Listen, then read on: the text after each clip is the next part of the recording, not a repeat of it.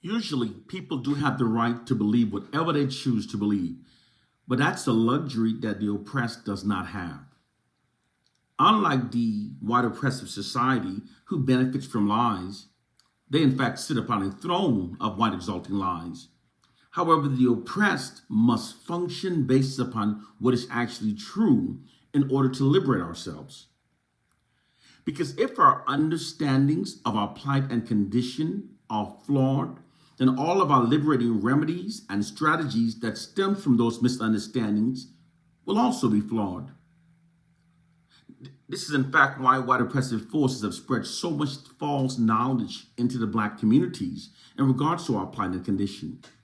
Doing so prevents us from developing the proper counter strategies that are necessary in order to liberate ourselves. Their objective is to spread so much disinformation into the Black community until virtually everything believed by us are lies that prevents us from developing the proper countermeasures that are necessary in order to truly liberate ourselves. Those of us that are ignorant are the easiest victims of the white oppressors' disinformation propaganda campaigns. Black ignorance is in fact the white oppressor's greatest weapon against us. Case, point, and proof.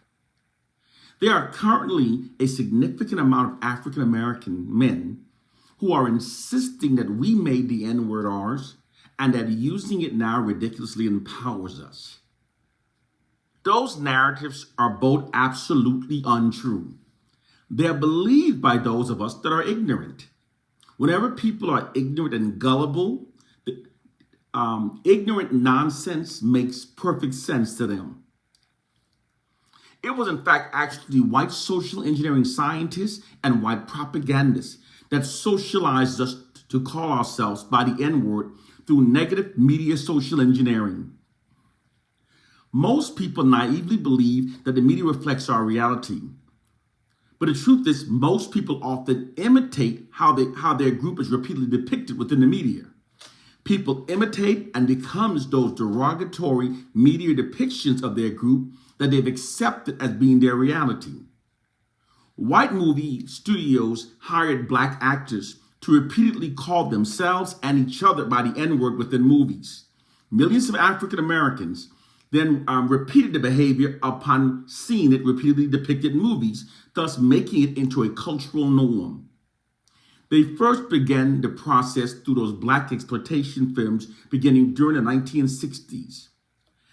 Now and then the N-word programming is being continually reinforced through the white-controlled hip-hop industry.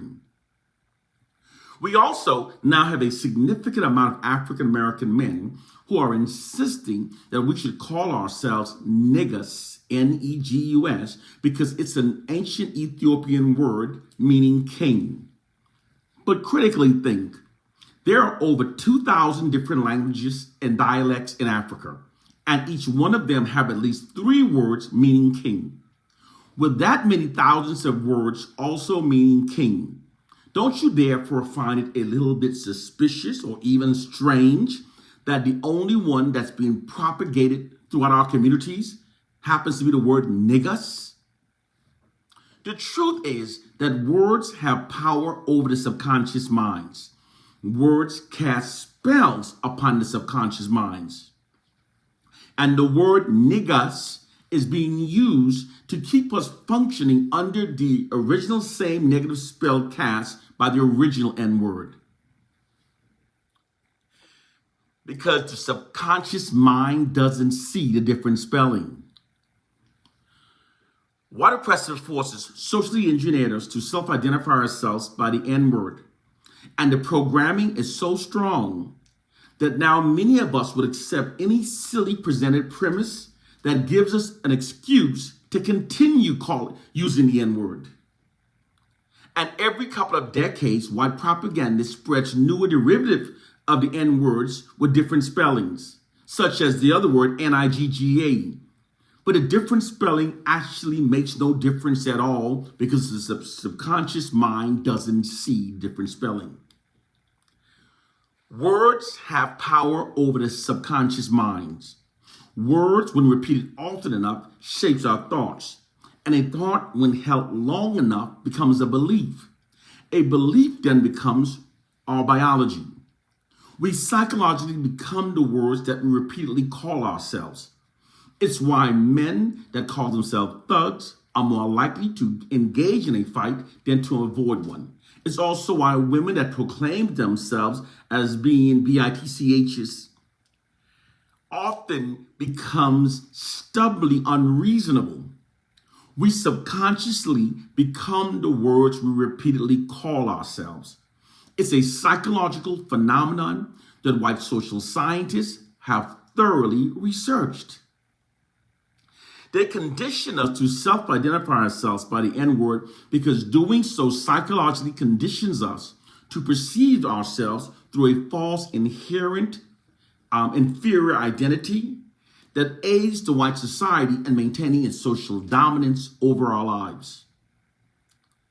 The more in-depth reason why they socialize us to self-identify ourselves by the N-word is because to subjugate and control a large targeted population, the first step is to neutralize their alpha male, aka those possessing warrior spirits.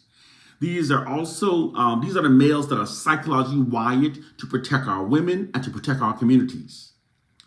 White social scientists neutralize our black alpha males by socializing us, millions of us, to self-identify ourselves by the N-word. Using the N-word psychologically conditions us to perceive ourselves through a false inherent subordinate identity. Have you ever noticed that those African Americans who refuse to use the N-word or to be called by the N-word tend to carry themselves with a higher degree of self-respect as well as commands more respect from others? When we call each other by the N-word, we also dehumanize each other.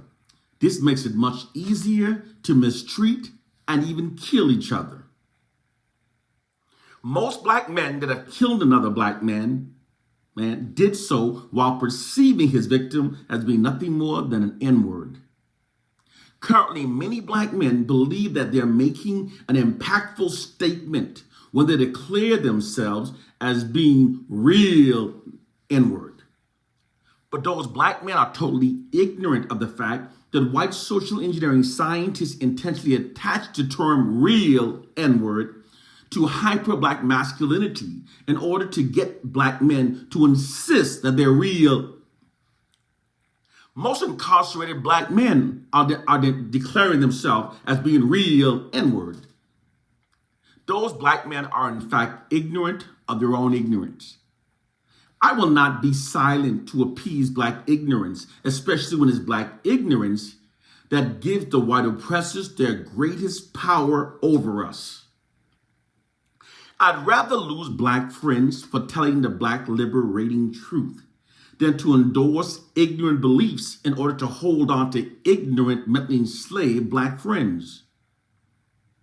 Our core problem is that the ignorant ones are ignorant of their own ignorance and they are overconfident. And it makes the intelligent ones feel intimidated and they remain quiet, thus allowing ignorance to prevail throughout our communities. And these ignorant ones fight against those of us who tries to free their minds. A speaker of truth has no friends, African proverb. It is now time to wake up to our reality and stop believing in things that literally insults our own intelligence.